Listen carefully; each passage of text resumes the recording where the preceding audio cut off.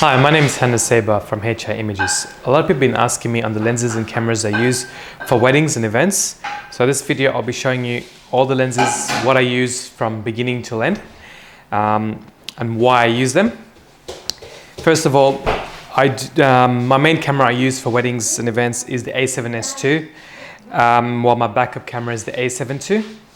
Reason people ask me why do I use the A7S II instead of the A7 II. I love the A7S II due to the low light, dynamic range, the detail of this. I love the image quality that this has produced. I do love the A7 II, but a lot of people, as you see my images, everything's been shot with more of the A7S II. For a wedding, I have at least 8 batteries. Now, some people say, oh, Sony batteries, they die quickly and you change them and all this crap about not changing them constantly during weddings. Realistically, in a wedding, by the end of the day, from early morning till midnight, I probably go through about 3 batteries per camera. More 3 batteries of this, the A7S II, while I go through at least 2 because the A7 II is not as a constant use as this one. I have a little pouch. I keep the batteries on my side.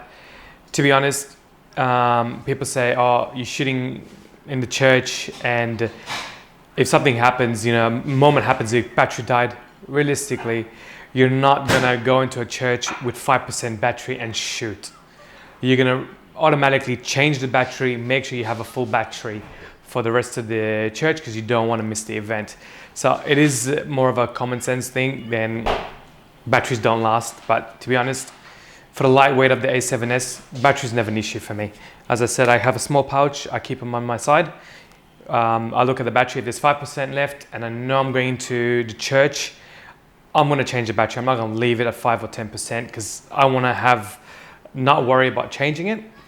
If I need be, I will go back to where it's a 10% battery if it's in the reception and I just don't want to waste batteries, so I just use that. I have 2 HVL f60M flashes. I use them both on the cameras. Now, I mainly use them in reception halls because the light is shocking. But from the houses of the groom or bride, I don't tend to use the flashes depending if there's a lot of nice natural light coming in and it's diffused and it's well lit inside. I don't use these. I just stick to natural lighting. If it's shocking lighting, if the lighting is bad, I will use the HVL f60. In churches, I don't use flashes because the A7S II, I can use the light.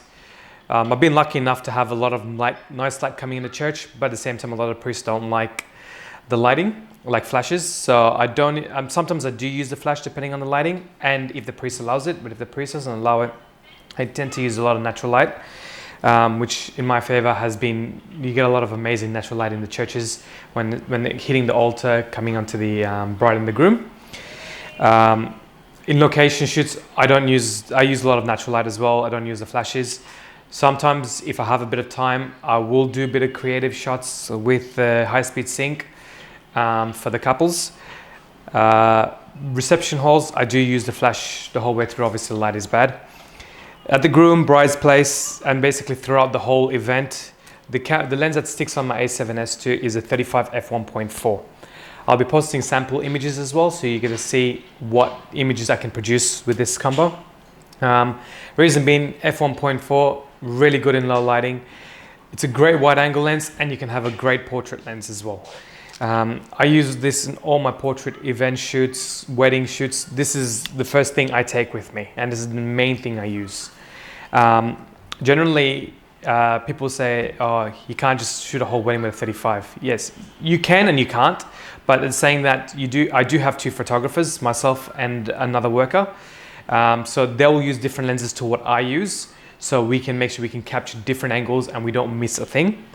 On the A7S and the A7 II, I use the FE 90mm f2.8 macro lens.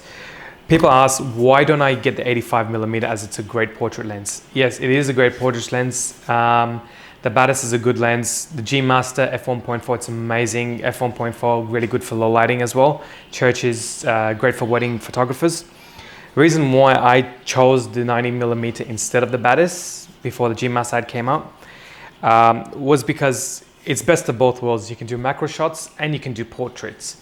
So for example, if I'm at the groom's place and I'm doing ring shots, you know, instead of wasting a bit of time changing lens to an 85mm, I just switch the button and I can start using portraits.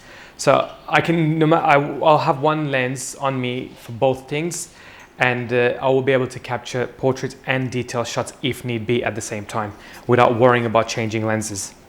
This lens I intend to use throughout from the beginning of the bride or groom's house. I'll use it as well at locations, and I will use it at the reception hall, depending on the situation. But majority of the time I have used this at reception hall. When I'm at the bridal table, I want to get some nice close-up tight shots of the bride and groom dancing, those sort of shots. I do use this a lot. I had purchased a 55mm f1.4 recently, the Zeiss. This, I haven't used it yet at weddings, but this would be an ideal because there's some situations where the 90mm is going to be too close, especially in houses, and depending on if the house is small or if you know, the reception hall is small, where I actually had an event and I didn't get this in time, but I couldn't use the 90mm. I ended up doing the whole event with a 35mm for this event and throughout the images, and I got really good shots. I did manage to get a few shots, but you had to stay far back to actually get, because the dance floor was very small. But the 55mm would have done justice for that if you can't use this. So I will be using that depending on the space. I do have the 28mm with the 21mm converter. I haven't used that yet, but I used it a few times where if I really need a shot and it's a wide shot and 35mm doesn't do justice, this will do it for me, where I can sort of get that wide angle. This lens does produce a slight distortion, but it can be fixed in Photoshop or Lightroom, so it's not a big deal, and for the price for it, it does produce amazing images. The only zoom lens I use is the 7200. I use that with the EA3 adapter on the A7 II. Autofocus is really good. Never happened to miss a shot. I only use this in churches. Reason being is 90mm might not be long enough to reach, especially when they're in churches and stuff. If the priest don't like you going on the altar, or you can't go behind, 90mm is not, and you're on the sides more. The 7200 basically will guarantee getting those shots and be able to get that nice tight close-ups. So this is the only one I do use in churches, and I use the side by side with the 35mm f1.4. So that's basically it. This is what I do use. This is the gear I use, and these are the reasons why I use it. I've posted some samples on there which you would have seen already. So hope you guys enjoyed the video.